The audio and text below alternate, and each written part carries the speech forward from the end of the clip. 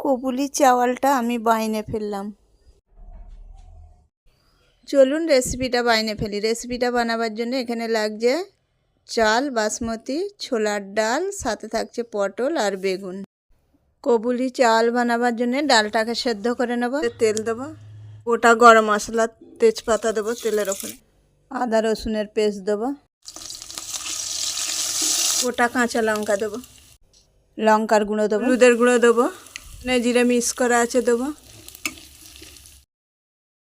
সিদ্ধ করে রাখা ডালটা দিয়ে দেবো, পেঁয়াজের বেস্তা দিয়ে দেবো, টক দই দিয়ে দেবো, থেকে গরম মশলা ছড়িয়ে দেবো, থেকে জুসটা তুলে নেব।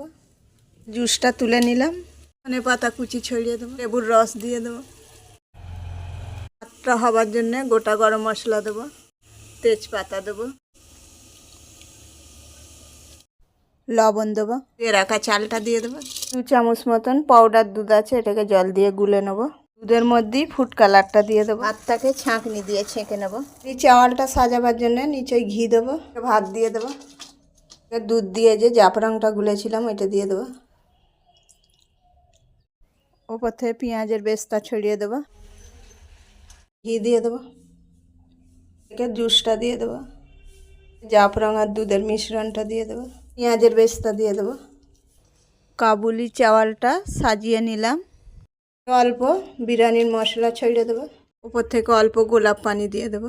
এর মতন দমে দিলাম, দমে দিয়েছিলাম, দেখবো এই সাবাস দারুণ হয়েছে। চাওয়ালটা কত সুন্দর খিলা খিলা হয়েছে। ছেড়ে নেব। কাবুলি চাওয়াল রেডি।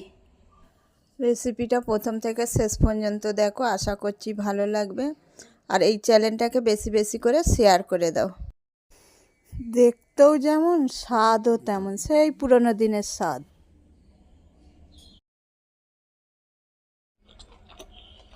সেই স্বাদ।